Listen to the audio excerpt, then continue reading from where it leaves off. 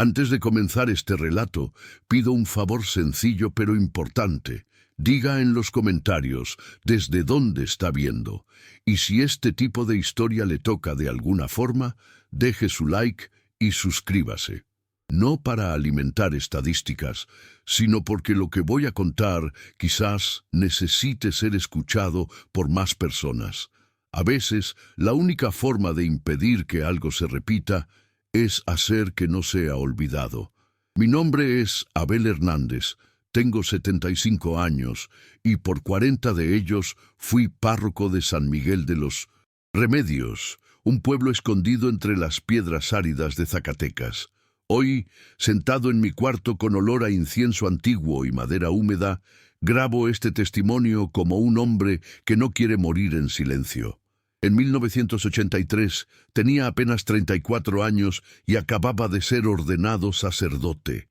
Era idealista, como muchos lo son, al inicio del sacerdocio, y acepté sin dudar el envío a San Miguel.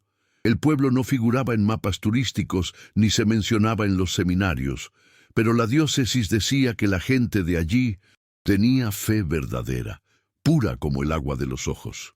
La iglesia de San Elías me esperaba, una construcción colonial de piedra volcánica, con paredes gruesas que mantenían fresco el interior incluso bajo el sol implacable de Zacatecas. Sus torres, gemelas y sólidas, podían verse a leguas de distancia como centinelas silenciosos de un tiempo olvidado. La gente era humilde, desconfiada al principio, pero pronto me acogió como uno de ellos. Aprendí los nombres de los hijos, los horarios de los nacimientos, los santos de devoción de cada casa. Celebré bautizos bajo techos de zinc, uní parejas que solo tenían el campo como testigo y fui el último en tomar la mano de muchos ancianos antes de que partieran. Era una vida simple, pero intensa.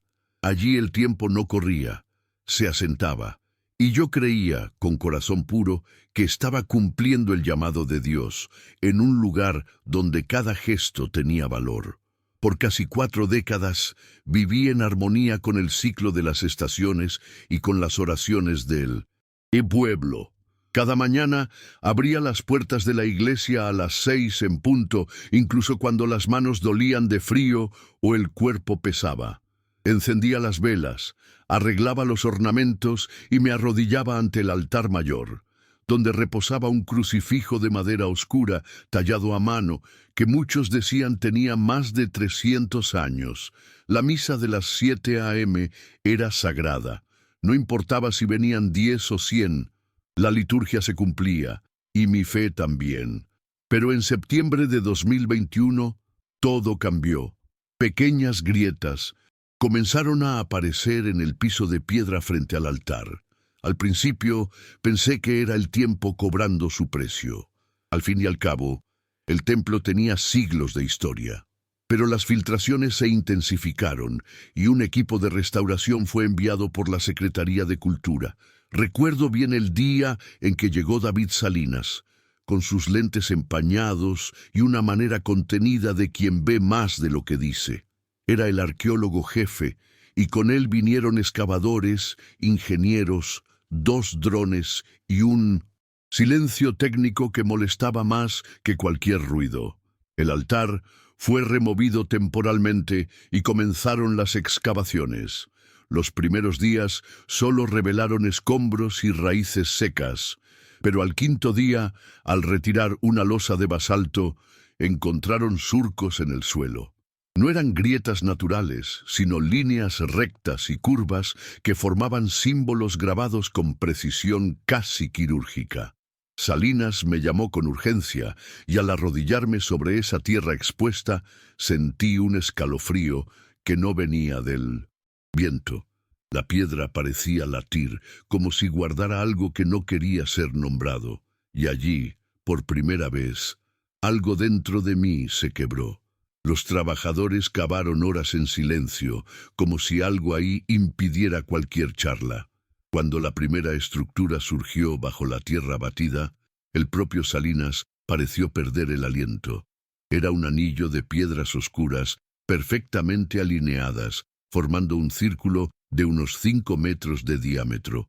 En el centro, una plataforma elevada de obsidiana con inscripciones que no se parecían a nada que hubiéramos visto. Las piedras parecían haber sido pulidas por siglos de manos invisibles y había canales finos alrededor de la base, como pequeños surcos diseñados para conducir líquidos. Esa tarde, nadie pronunció la palabra sangre, pero todos la pensaron. Salinas pasó la noche en la iglesia, durmiendo sobre un colchón improvisado junto a las excavaciones. Al día siguiente, al abrir los ojos, encontró pequeños huesos esparcidos alrededor de la cámara. Fragmentos de costillas humanas, mandíbulas infantiles, falanges rotas. Algunos parecían haber sido cuidadosamente dispuestos en patrones como una coreografía ósea interrumpida. Cuando me llamó para ver, mis piernas flaquearon un segundo. Allí, bajo el suelo donde había consagrado el cuerpo y la sangre de Cristo por casi 4 décadas, estaban los restos reales de otros cuerpos, de otras sangres. No era una metáfora, era una continuidad. Las autoridades fueron alertadas y en pocos días llegaron más especialistas. Un antropólogo de la UNAM confirmó indicios de sacrificio humano basados en las marcas de corte, la posición ritual de los huesos y la presencia de copal quemado en pequeñas cavidades circulares, evidencias de ceremonias prehispánicas. Pero lo que más llamó la atención fueron los símbolos grabados en las piedras. No eran mayas, ni aztecas, ni zapotecas. Un lingüista sugirió que quizás se trataba de un idioma anterior a todas las civilizaciones conocidas de Mesoamérica, como si una cultura primitiva, olvidada por la historia, hubiera dejado allí su registro. Fue en esta fase que excavaron la segunda cámara. Estaba debajo de la primera, con acceso por una escalera en espiral incrustada en la roca. Allí abajo no había huesos ni altar. Solo decenas de losas de piedra apiladas como libros en una biblioteca antigua. Cada losa tenía inscripciones en bajo relieve y símbolos que se repetían en patrones matemáticos. Un especialista en semiótica concluyó que aquello no era solo lenguaje, era programación. Esas piedras no contaban historias, transmitían instrucciones. La más repetida decía algo como: el pacto no muere con los nombres, se renueva con la fe. Leí eso, grabado en 3 lenguas diferentes, y una de ellas era latín eclesiástico. En la reunión que tuvimos en mi cuarto, con la puerta cerrada y las ventanas cubiertas, David Salinas me mostró una traducción preliminar de una losa central. Describía una práctica milenaria donde la energía del alma entregada en nombre de lo sagrado alimentaba entidades dormidas, llamadas los señores que moran en las profundidades. Según los registros, esos seres ya no necesitaban sacrificios sangrientos, solo devoción sincera. El altar cristiano, con sus oraciones, sus cantos y sus hostias consagradas, se había convertido, sin saberlo, en un canal continuo para renovar el pacto. Las misas, los matrimonios, hasta los funerales, todo nutría el mismo centro. Sentí el estómago revuelto. Pasé horas sentado en el banco de madera donde siempre escuchaba confesiones, pero esta vez, quien necesitaba confesar era yo, aunque ni sabía a quién. La fe que había cultivado con tanto amor parecía haber sido secuestrada, redirigida hacia algo innombrable. Y lo más cruel era que nadie allí tenía culpa, ni las señoras que rezaban el rosario arrodilladas en la piedra fría, ni los jóvenes que dejaban flores en el altar.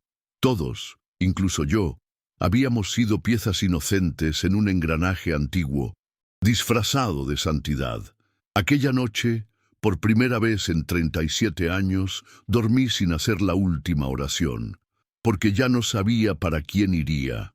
A la mañana siguiente, pedí que suspendieran las excavaciones por tiempo indefinido. Alegué que el templo necesitaba silencio y respeto, que quizás era mejor esperar la autorización de la curia antes de continuar. David no objetó. Entendió, o fingió entender, que aquello era más grande que todos nosotros. Pero en sus ojos vi la misma inquietud que crecía en mí. No era solo un hallazgo arqueológico. Eso movía fundamentos. El tiempo parecía inclinarse allí dentro, como si estuviéramos atravesando fronteras invisibles entre eras, entre lo que se puede comprender y lo que solo se siente, como un frío repentino en medio del desierto. En los días que siguieron, la rutina de la iglesia volvió, pero nada era igual. La misa matutina aún se celebraba, las campanas aún sonaban al mediodía, y yo aún hacía la señal de la cruz al salir de la sacristía. Pero mi cuerpo dudaba antes de cada gesto.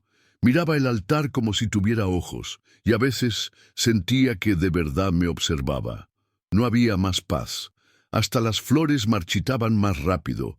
Los niños lloraban durante los bautizos, los perros ladraban sin motivo durante la homilía, y en al menos 2 ocasiones el vino de la comunión tuvo sabor metálico. No se lo conté a nadie, porque lo que temía era confirmar que todo eso tenía sentido. Una madrugada de noviembre desperté sudando. Había soñado con una misa en la que nadie tenía rostro. Las personas se arrodillaban en silencio, pero los ojos estaban ausentes. Y cuando levanté la hostia, sangró. Literalmente. Un hilo cayó por mi mano, y todos seguían rezando como si fuera normal. Me desperté agitado, con la sotana aún húmeda de sudor frío. Bajé a la iglesia. Me calcé sin preocuparme por los cordones, y fui directo al altar. La piedra parecía más oscura. Al tocarla, sentí una vibración, como un zumbido sordo que antecede a un terremoto, pero solo bajo la piel.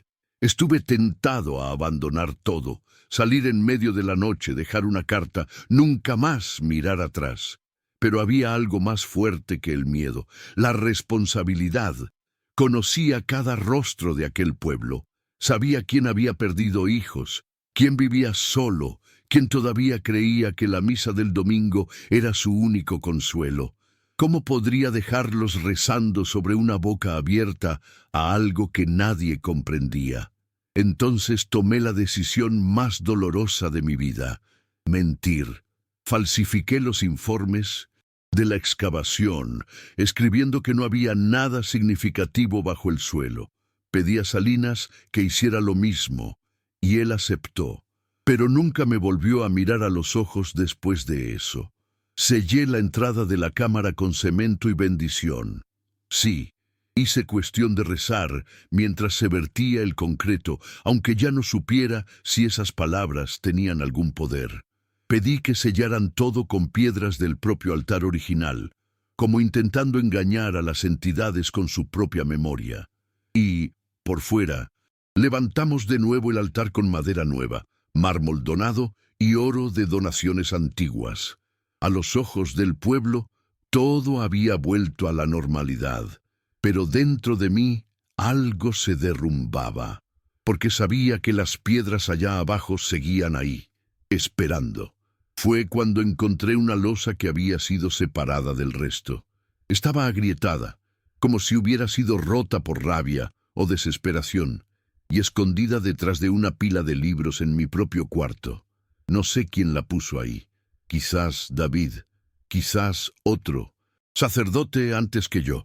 El hecho es que, al traducirla con la ayuda de un seminarista amigo, descubrí algo que me heló la sangre. Hablaba del tiempo. Decía que el ciclo se renovaría con el 40º aniversario del sacerdote, y no se refería al aniversario de nacimiento, sino al tiempo exacto de servicio continuo sobre el altar sagrado. Era una profecía, y el año indicado era 2023. A partir de ese día, comencé a contar los días. Literalmente. Tenía un pequeño cuaderno donde anotaba cada misa, cada bendición, cada ceremonia, como si tratar de controlar el tiempo me diera algún poder sobre él. Pero el tiempo no se dobla a la voluntad humana, solo observa, paciente. En diciembre de 2022 faltaba exactamente un año para los 40 años completos, y fue en ese periodo que los sueños comenzaron a intensificarse, sueños que no parecían venir de dentro, sino empujados desde afuera.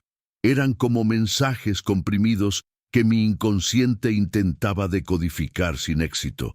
Siempre terminaban con una frase grabada en el cielo: cuando el sacerdote llegue al fin, la tierra abrirá los ojos. Comencé a leer compulsivamente. Busqué teólogos, simbologistas, arqueólogos alternativos, sacerdotes excomulgados. Incluso frecuenté foros oscuros en Internet donde se discutían pactos espirituales escondidos bajo liturgias conocidas. Casi todos se reían cuando contaba mi historia. Uno de ellos, un exmonje colombiano, fue el único que me respondió con seriedad. Me envió un texto digitalizado, de origen incierto, sobre pactos camuflados en la praxis religiosa. Decía que ciertas entidades muy antiguas aprendieron a sobrevivir a los cambios culturales, adoptando nuevas máscaras. Que la sangre no era el único vínculo. La creencia también era un tipo de ofrenda, quizás aún más potente, porque venía voluntaria. Eso coincidía con todo lo que había visto, y me derrumbó por dentro. Durante ese tiempo, evité mirar a los ojos de la cruz colgada en el altar. Comencé a dudar incluso de ella. Sentía que todo a mi alrededor era parte de una gran puesta en escena. Que toda la iglesia, la piedra, los íconos, las paredes, era un teatro cuidadosamente montado para encubrir algo que esperaba siglos. Las confesiones comenzaron a perturbarme. Ya no escuchaba pecados, escuchaba ecos. Y a veces, cuando el fiel salía del confesionario, sentía como si otra presencia hubiera entrado con él. Algo que quedaba, que se sentaba a mi lado y respiraba despacio, como si también esperara el fin del plazo. En Indonesia, abril de 2023, comencé a perder peso. Hice exámenes. El médico dijo que era estrés y edad, pero yo sabía que era otra cosa. Era como si algo me vaciara poco a poco, como un jarro siendo vaciado desde dentro. Las palabras comenzaron a faltarme durante los sermones. A veces olvidaba los salmos, saltaba pasajes del Evangelio o repetía oraciones sin darme cuenta. La gente decía que era cansancio, pero había un grupo de señoras que me miraba con compasión y miedo. Una de ellas, doña Esperanza, me dijo bajito al final de una misa: «Padre, ¿usted sigue siendo el mismo?». Fue entonces que decidí escribir todo, no para denunciar, ya era demasiado tarde para eso, pero para avisar. Comencé a esbozar este testimonio como un náufrago escribe en una botella antes de hundirse. Guardé copias en pendrives, mandé versiones impresas a 3 personas de confianza, una en Guadalajara, una en Puebla y otra en EEUU, porque sabía que, si algo me pasaba, las autoridades locales jamás lo tomarían en serio, y no puedo garantizar que el Vaticano no intentaría encubrirlo, no por maldad, sino por miedo, porque admitir lo que está bajo la iglesia de San Elías sería admitir que no tenemos control alguno sobre lo sagrado, y eso, para ellos, sería el fin.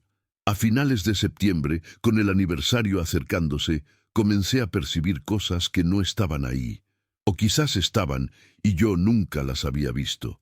Campanas que sonaban solas, estatuas que parecían mover los ojos, niños que decían frases extrañas. Durante la catequesis, una mañana, encontré todos los bancos de la iglesia cubiertos de polvo, excepto los 2 primeros, como si alguien o algo aún asistiera a misa de forma invisible, y en la víspera de octubre, la vela principal se apagó sola en medio de la consagración. Nadie lo notó, pero yo supe. El ciclo se estaba cerrando.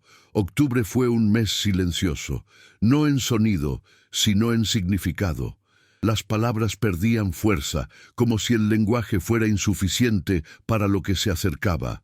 Mis sermones se hicieron cortos, a veces confusos. La comunidad empezó a susurrar, pero nadie me confrontaba. Sabían que algo no estaba bien, pero evitaban nombrarlo. Una tarde, durante la misa, vi a un niño, un niño de unos 7 años, dibujando en el suelo con el dedo, justo al lado del altar. Cuando me acerqué, se detuvo, me miró con una expresión vacía y dijo: «Están casi listos». El padre del niño rió, pensando que era imaginación, pero el dibujo era un símbolo que yo había visto en las losas enterradas. Comencé a evitar dormir. Tenía miedo de lo que podría soñar. Pasaba las madrugadas caminando por los pasillos de la iglesia, velando las imágenes de los santos como si estuvieran enfermos. A veces escuchaba pasos provenientes de la sacristía. Otras veces sentía olor a incienso quemándose, aunque no hubiera vela encendida. Una madrugada encontré la puerta de la cámara sellada con cemento, agrietada, como si algo dentro hubiera empujado. Me quedé parado allí más de 1 hora, rezando el Padre Nuestro al revés. Era un viejo hábito que aprendí con un exorcista años atrás, cuando aún creía que todo tenía solución. Cierta mañana encontré a David Salinas sentado en un banco de la iglesia. No lo veía desde hacía más de 1 año. Estaba delgado, abatido, con ojos hundidos. Dijo que ya no podía dormir, que había soñado con los ojos de la tierra abriéndose. Trajo una caja de madera. Dentro estaban fragmentos de las losas que había escondido antes de que selláramos la cámara. Dijo que las quemó, pero aún así los sueños continuaron. «No necesitan el objeto», susurró. «Necesitan el ChatGPT», dice. Recuerdo. Me entregó la caja y se fue sin decir adiós. 3 días después, recibí la noticia de que se había lanzado de un acantilado en Jerez. Eso me rompió definitivamente. Pasé días encerrado en el cuarto, sin atender a nadie, comiendo poco, solo escribiendo. Cada recuerdo, cada símbolo, cada nombre de parroquiano que rezó en ese altar. Hice listas, conecté puntos, dibujé mapas mentales. Comencé a notar que las muertes más trágicas del pueblo, suicidios, desapariciones, episodios repentinos, seguían un patrón que coincidía con fechas litúrgicas específicas. Era como si ciertos eventos sirvieran de refuerzo, como si, de vez en cuando, la energía necesitara ser alimentada con dolor real. No sé si fui demasiado lejos o si finalmente entendí todo, pero esa sensación de que el tiempo me observaba ahora era certeza. Con el día acercándose, decidí preparar todo. Organicé mis archivos, dejé instrucciones, escribí notas que solo deben abrirse si desaparezco. Pedí a un amigo seminarista que grabara en respaldo todo lo que estoy diciendo ahora. Este testimonio no es una confesión en sentido tradicional. No cometí ningún crimen, pero soy cómplice de algo que comenzó mucho antes que yo. Y sé que cuando el reloj marque las 6 a.m. del 12 de diciembre de 2023, 40 años exactos desde mi primera misa aquí, algo cambiará. No sé si seré tomado. No sé si la tierra se abrirá. Solo sé que no puedo salir corriendo. En la última misa de noviembre algo pasó. Mientras consagraba la hostia, se me cayó de la mano y tocó el suelo.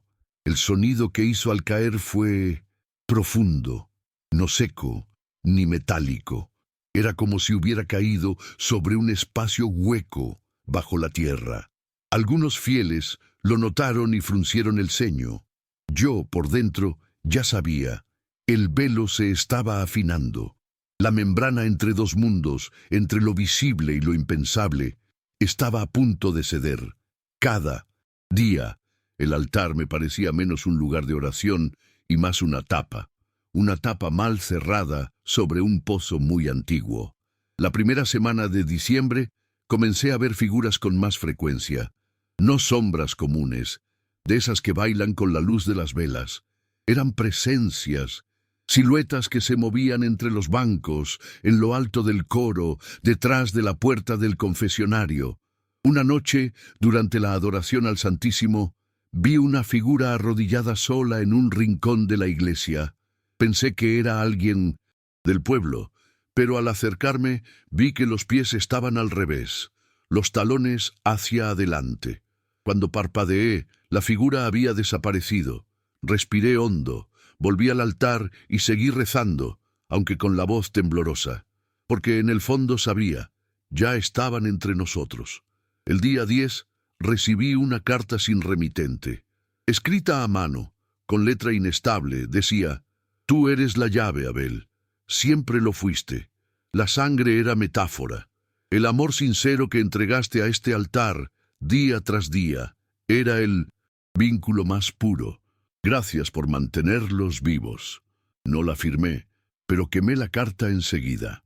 Aún así, pude sentir el olor del papel quemado días después, como si el mensaje hubiera impregnado la madera de los cajones. Desperté sudando frío esa noche, con una frase martillando en la mente: «Fuiste el sacrificio que ellos no tuvieron que pedir». Al día siguiente, visité a todos los enfermos del pueblo, como hacía a veces al final de año. Pero esta vez fui con otra intención. Quería verlos. Quería despedirme. Pasé más tiempo con quienes estaban solos, que quizás ni notarían mi ausencia después. Algunos parecían presentir algo. Una señora me sostuvo la mano con fuerza y dijo: «Si tiene que irse, padre, lleve nuestra fe con usted. No deje que quede sola aquí». Tragué saliva, no podía explicar. Solo asentí y seguí caminando entre casas de adobe y ventanas cerradas. El cielo de esa tarde parecía más bajo. La mañana del día 11 cerré la iglesia por dentro. Dije que necesitaba un día de retiro. El pueblo respetó. Pasé el día entero rezando, escribiendo y quemando copias de los dibujos que hice a lo largo de los años. También quemé el misal antiguo, aquel que usé durante los primeros 20 años. Sus páginas estaban manchadas de cera, vino y lágrimas. Pero ahora todo parecía contaminado. Quería limpiar el espacio, aunque inútilmente. Por la noche, me acosté en el suelo frío de la sacristía, como un penitente antiguo, y pedí perdón, no por haber hecho algo mal, sino por haber creído tanto, con tanta fuerza en lo que quizás nunca fue santo. En la madrugada del día 12, la campana sonó sola a las 3:33, exactamente esa hora. No fue un repique, fue un golpe único y sordo, como si el hierro fuera tirado desde dentro. Me levanté de inmediato. Me vestí con la sotana blanca y la estola roja, encendí todas las velas y abrí el sagrario. Siempre había dejado una hostia ahí, pero ya no estaba. En su lugar había una pequeña piedra oscura, obsidiana, lisa, caliente al tacto. Eso me derrumbó. Caí de rodillas, no en adoración sino en rendición. Supe que había llegado la hora. El altar comenzó a vibrar levemente. No temblaba, palpitaba, como si respirara. Salí de la sacristía y caminé hasta el centro de la nave principal. La iglesia estaba vacía, pero al mismo tiempo llena. El aire era denso, las velas no titilaban y el tiempo parecía suspendido. No sé cuánto tiempo estuve parado allí. Minutos, horas. Cuando me di cuenta, estaba tendido en el suelo, con los brazos en cruz. Una luz rojiza se filtraba por las rendijas del piso, como sangre filtrada por siglos de piedra, y una voz, o un pensamiento, o algo entre ambos, susurró dentro de mi cabeza: «Has cumplido». No hubo dolor, solo un silencio tan absoluto que parecía gritar. Desperté horas después, solo, con la sotana sucia de tierra y sangre seca en el cuello. El altar estaba intacto, las velas apagadas, la campana en silencio. Parecía que nada había pasado, pero dentro de mí algo había cambiado para siempre. Era como si hubiera cruzado un umbral, no solo espiritual, sino físico. Sentí que parte de mí había quedado atrapada bajo la iglesia, como un pedazo del alma arrancado y dejado a cambio. Mi mano derecha temblaba involuntariamente y mi visión oscilaba en puntos ciegos. Intenté rezar, pero las palabras salían confusas. El Padre Nuestro se me escapaba como arena entre los dedos. Volví a la habitación. El olor a incienso impregnaba todo, aunque no hubiera encendido nada. Abrí la ventana, buscando el aire de la mañana, y vi al pueblo llegando a misa. Hombres con sombreros en la mano, mujeres con velo, niños vestidos con ropa de domingo. No sabían lo que había pasado, o quizás de alguna forma lo sabían, no con la mente, sino con el cuerpo. Una intuición antigua, pasada por generaciones. Preparé todo para la celebración como siempre. Puse agua en la pila bautismal, arreglé el cáliz, alineé las sillas. La liturgia debía continuar, aunque nada más tuviera sentido. La misa de las 7 comenzó como todas las otras.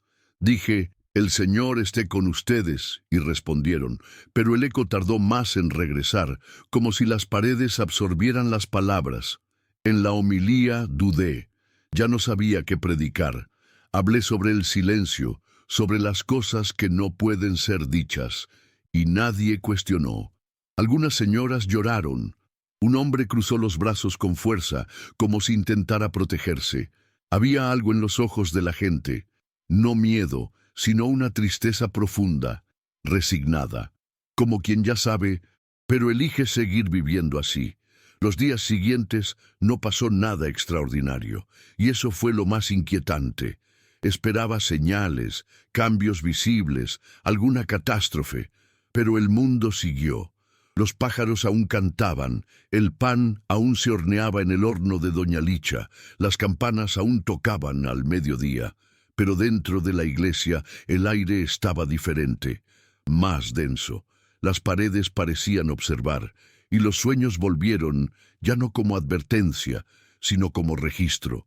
Veía imágenes de la cámara, subterránea siendo usada por pueblos que nunca estudié. Rostros cubiertos, manos levantadas al cielo, estrellas moviéndose de forma imposible. Rituales hechos con fe y con terror. En una de esas visiones, escuché una frase que me acompañó desde entonces. Duermen bajo 1000 nombres, pero despiertan con el nombre que se dice con el corazón. Desde entonces, temo las palabras sinceras. Ya no sé si una oración es escudo o invitación.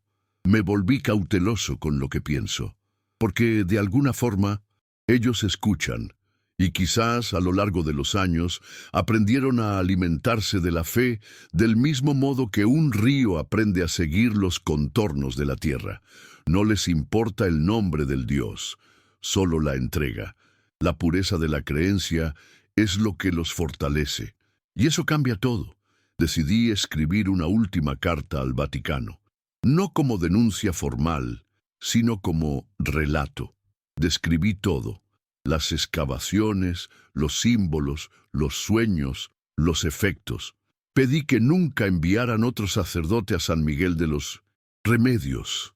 Pedí que la iglesia fuera cerrada, sellada, desacralizada. Pero sé que no lo harán. El pueblo necesita su fe y el Vaticano necesita su estructura. Nadie quiere renunciar a un templo con siglos de historia por un delirio senil de un padre cansado. Lo entiendo. No los culpo, pero espero que, si algún día algo pasa allí, si la tierra tiembla o las campanas suenan solas, alguien recuerde estas palabras. La primera semana de enero de 2024, comencé a pensar seriamente en dejar San Miguel. Algo en mí decía que ya había cumplido lo que debía hacer allí. No tenía fuerzas para sostener ese altar con mi propio cuerpo, pero cada vez que empezaba a preparar la partida, algo me retenía. Aparecía un niño con un dibujo para mí. Una señora pedía que bendijera a su nieto enfermo. Un hombre me traía pan fresco, como si quisiera mantenerme anclado allí.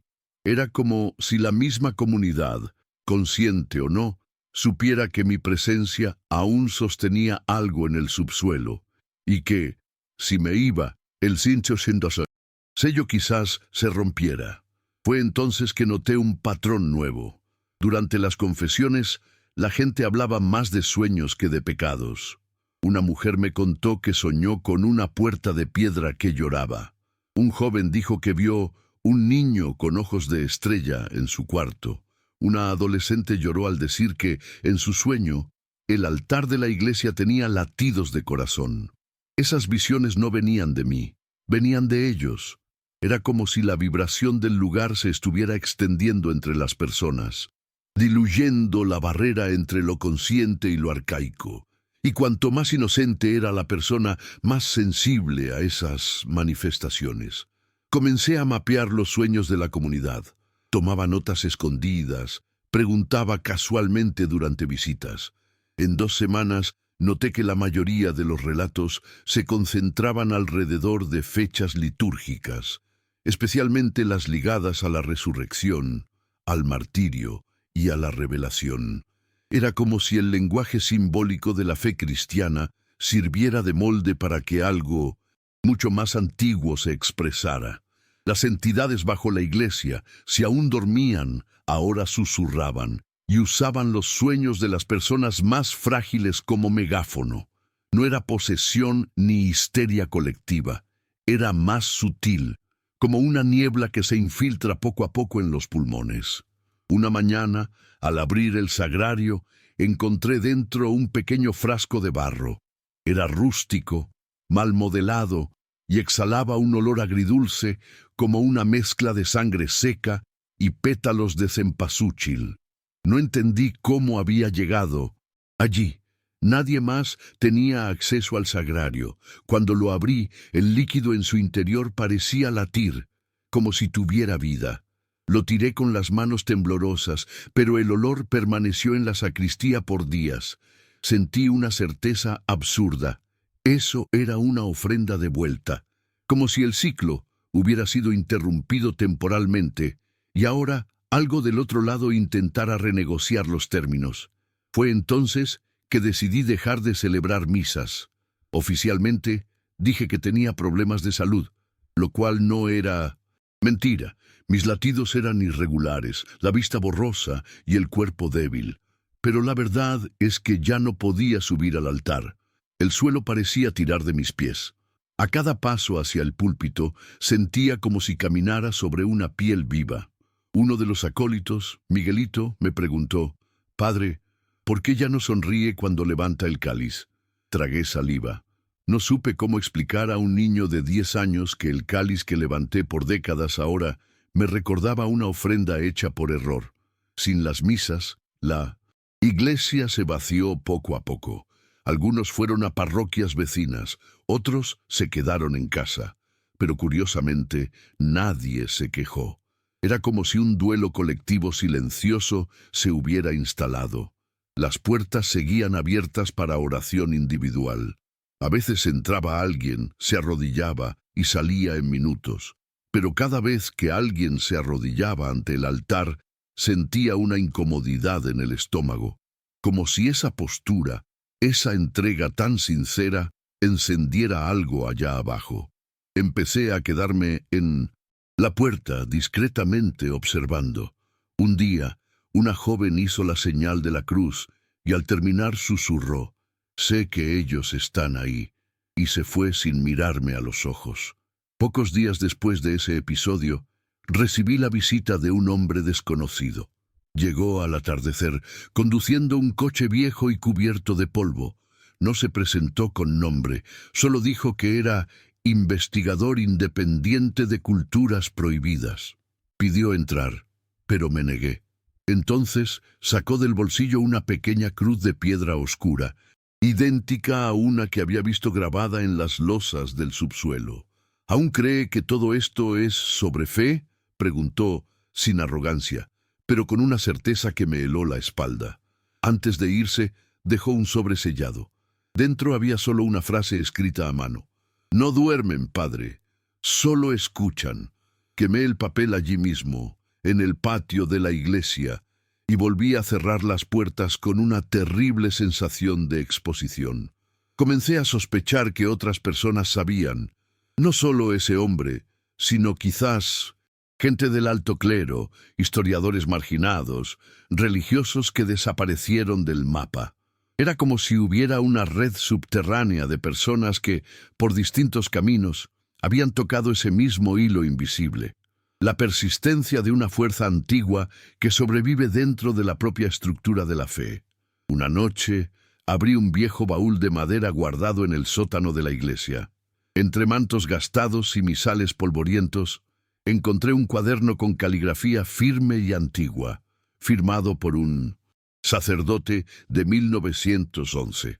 Sus últimas anotaciones hablaban de una presencia viva bajo el altar, de oraciones que caen en vacío y de un sello que nunca debió ser abierto.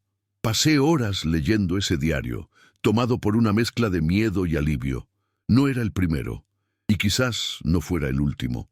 La sensación de estar solo me había destruido por dentro en los últimos meses, pero ahora, saber que otros ya habían sentido lo mismo, me dio una extraña serenidad. El sacerdote de 1911 había intentado cerrar la iglesia. Llegó a clavar tablas en las puertas, pero los habitantes se las quitaron a la fuerza. Necesitan creer en algo, escribió, aunque ese algo sea lo que los destruye por dentro. Cerré el diario con manos temblorosas y deseé por primera vez no haber sido ordenado. La semana siguiente soñé con ese sacerdote. Estaba en el altar, vistiendo los ornamentos antiguos y mirándome con una tristeza que dolía más que cualquier acusación. Extendió la mano, como queriendo entregarme algo, pero al tocarla sentí un frío que me paralizó. Desperté con los ojos llorosos y el pecho apretado, como si hubiera dejado algo importante en ese sueño. Desde entonces, cada vez que subo los pocos escalones del altar, siento su presencia detrás de mí, no como amenaza, sino como testigo, un compañero silencioso en este pacto de silencio y sufrimiento. Febrero llegó con un calor fuera de lo común. El sol golpeaba las piedras de la iglesia y hacía que el suelo pareciera arder. Dentro del templo, sin embargo, el aire se volvía cada vez más frío, como si las paredes respiraran por sí solas. Un día fui a la ciudad vecina a buscar medicamentos y al regresar encontré todas las velas de la iglesia encendidas, aunque nadie tenía la llave. El sagrario estaba entreabierto, dentro ninguna hostia. En su lugar, un pequeño pedazo de cuero reseco enrollado como un pergamino. Al desenrollarlo, vi grabado, con trazos de sangre, el mismo símbolo que el niño había dibujado meses antes en el suelo del altar, el símbolo de los que moran en las profundidades. Esa noche preparé mi maleta, puse solo lo necesario, algunos libros, mi diario, la sotana más sencilla y la cruz de hierro que heredé de mi abuelo. Ya no tenía dudas. Era hora de irme, pero al cerrar la puerta de la habitación, sentí un apretón en el pecho. No era solo miedo, era duelo. Duelo por dejar un pueblo que amaba. Duelo por abandonar un templo que fue mi casa. Pero sobre todo, duelo por entender que quizás mi partida sellaría para siempre el destino de San Miguel. El altar necesitaba a alguien que orara sobre él, y si nadie lo hacía, quizás lo que duerme abajo despertaría hambriento. Antes de partir, subí por última vez a la torre de la iglesia. Era una tradición mía, siempre que tenía que tomar decisiones difíciles. Desde allí se veía todo el valle, las casitas sencillas, los caminos de tierra, los campos resecos que aún así insistían en florecer al final de la estación. El cielo estaba limpio, azul sin nubes, pero había una opresión en el aire que no venía del clima. Era como si algo invisible cubriera todo con un velo sutil. Respiré hondo, cerré los ojos y pedí perdón. No a Dios, porque en ese momento ya no sabía si Él escuchaba ahí. Pedí perdón al pueblo, por haber alimentado algo sin saber, por no haber protegido lo que debía ser sagrado. Bajé lentamente, toqué el altar con los dedos y dije un último amén. No hubo respuesta, ninguna brisa, ninguna vela encendida, ningún signo. El altar parecía muerto o satisfecho. Tomé mi maleta, dejé una carta a la vista con instrucciones prácticas y salí por la puerta lateral de la iglesia sin hacer ruido. La calle estaba vacía, ningún alma, solo el sonido de mis pasos y el susurro lejano de las hojas secas. A cada paso sentía como si algo tirara hacia atrás. No era físico, Era otra cosa, como si la misma tierra supiera de mi fuga. Pero seguí, porque, si me quedaba, sabía que dejaría de ser humano.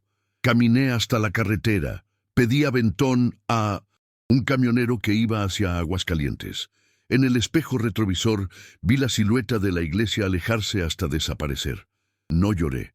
Mi cuerpo estaba seco por dentro, como si todas las lágrimas hubieran sido absorbidas por ese altar durante los años. Al llegar a la ciudad, me acogieron en un pequeño convento. Dijeron que parecía enfermo, y quizás lo estaba. Dormí 2 días seguidos. Cuando desperté, no conté nada. Solo dije que me jubilaba y que quería paz. Y por unos días creí que sería posible, pero en marzo recibí una llamada. Era Miguelito, el acólito de 10 años. Su voz estaba tensa. Dijo que la iglesia ahora siempre estaba fría, incluso al mediodía, que a veces la puerta se abría sola y que oía voces provenientes del altar, como si alguien rezara en una lengua que no entendía. Le pedí que no volviera allí, que le dijera a su madre que no lo dejara acercarse más. Se quedó en silencio, y antes de colgar, dijo algo que me destrozó. Padre, usted los dejó solos. Eso resonó en mí por noches, porque tenía razón. Desde entonces nunca más pude dormir en paz. Me mudé varias veces, corté contacto con casi todos, pero las cartas siguieron llegando. Sueños relatados por personas que nunca conocí. Correos electrónicos de desconocidos que decían haber visto mis ojos en sueños, que los conducían a templos cubiertos de tierra y sangre. Traté de vivir como civil. Traté de esconderme de lo que desperté, o quizás solo revelé, pero ahora entiendo que el pacto no es con el altar, es con quien sirve sobre él. Y aunque esté lejos, aunque esté callado, sigo siendo parte de eso, porque el sello es el propio sacerdote.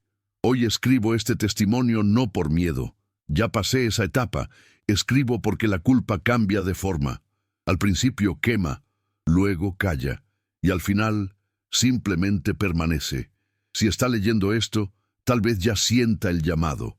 Tal vez haya encontrado señales en su parroquia, en el silencio del sagrario, en el sonido de las campanas que suenan solas. No lo ignore, no huya como yo huyé. Si es necesario, confronte, pero nunca jamás rece con el corazón abierto sobre un altar que no conoce completamente, porque no todo lo sagrado es luz, y no todo silencio es paz. Hoy recibí la noticia de que un nuevo sacerdote fue enviado a San Miguel de los Remedios, joven, lleno de fe, con una sonrisa que me recordó la mía a los 30 y tantos años. Dicen que ya comenzó a restaurar las misas, que la comunidad volvió a asistir los domingos y que incluso hicieron una nueva pintura detrás del altar. Quise escribirle, avisarle, gritarle que se fuera mientras podía. Pero no lo hice, porque entendí por fin que algunos ciclos no pueden interrumpirse con palabras, solo vivirse hasta el final. Él ya fue tocado, solo que aún no se ha dado cuenta. A veces me sorprendo rezando por él, aunque sé que mis oraciones ya no son escuchadas igual. Me pregunto si ya tuvo los primeros sueños, si ya sintió el altar palpitar bajo sus pies, si ya notó las sonrisas ausentes de las imágenes sagradas. Tal vez aún esté en la fase del encanto, como yo estuve. Tal vez crea que está transformando vidas cuando en realidad está sellando, sin querer, una renovación mucho más antigua de lo que puede comprender. De vez en cuando escucho la campana sonar, aunque esté lejos de San Miguel, aunque no haya iglesia cerca. Un único repique, seco, en plena madrugada. Sé que no es alucinación, es una especie de llamado o de recordatorio, porque una vez que sirves sobre el altar que no duerme, una parte de ti nunca vuelve. Es como si un fragmento de tu espíritu quedara allí, atrapado, girando en círculos en la cámara subterránea, alimentando a los que moran en las profundidades con su memoria y su fe. Aún guardo conmigo la cruz de hierro de mi abuelo. Ahora está agrietada en el centro, como si se hubiera partido por dentro sin sufrir ningún impacto. Una grieta fina, casi imperceptible, pero que crece cada mes. No sé qué significa, pero siento que está ligada al un tiempo y a lo prometido. Porque aunque haya dejado el altar físico, la promesa fue hecha. Y las promesas hechas con fe, aunque inconscientes, tienen el poder de atravesar eras. En algunas noches, vuelvo a soñar con el altar, pero ahora en los sueños está vacío, sin cruz, sin flores, sin hostia, solo piedra oscura y fría, iluminada por una luz roja difusa, como si viniera de dentro de la tierra. Allí, figuras permanecen de pie, inmóviles, como sombras esperando instrucciones, y cada vez que me acerco, una de ellas vuelve el rostro hacia mí. Nunca veo sus ojos, pero sé que sonríen. Y en ese instante siempre despierto con el mismo pensamiento. Todavía me consideran parte del rebaño. Un investigador de Chile me escribió recientemente. Dijo que encontró registros similares en una iglesia en los Andes. Una estructura circular, con símbolos parecidos, bajo el altar. Dijo que los sacerdotes de allá también enfermaban sin causa, y que los fieles tenían pesadillas repetidas. Compartí solo parte de mi historia con él, y al final de su última carta escribió: «Quizás Dios no fue el primero en ser adorado en estos lugares. Eso me hirió más que cualquier pesadilla, porque quizás tenga razón. Quizás la fe, en su forma más primitiva, siempre haya pertenecido a otra cosa, algo que solo aceptamos porque no podemos comprender.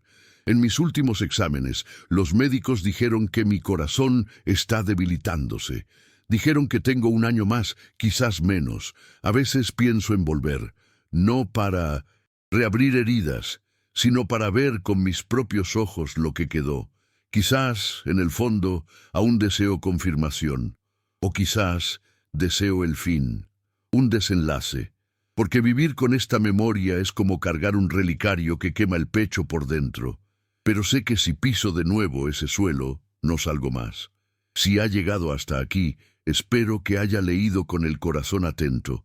No quiero que crea todo, ni yo creo todo, a veces, pero quiero que sienta el peso de lo vivido, porque hay lugares donde el tiempo se curva, donde la fe es un hilo que une lo visible con lo innombrable, y cuando sirves en ese espacio, no sales ileso, no vuelves igual. El nombre San Miguel de los Remedios es bonito, da la impresión de protección, de cura, de milagro, pero ahora entiendo que el nombre es una ironía antigua, porque en ese pueblo, entre bodas, confesiones y velorios, no solo se ofrecían bendiciones, se ofrecían almas, y el altar era solo el disfraz. Si algún día visitan ese pueblo, respeten el silencio de la iglesia, no tomen fotos, no toquen el altar, y si las campanas suenan cuando no hay nadie en el campanario, recen, pero no en voz alta, porque hay oídos que no pertenecen a este mundo, y hay pactos que aún respiran entre nosotros. Aquí cierro este testimonio. Si algo me pasa, que sepan que no estoy huyendo, solo estoy aceptando, porque serví durante 40 años sobre una tierra que sueña, que escucha y que un día despertará.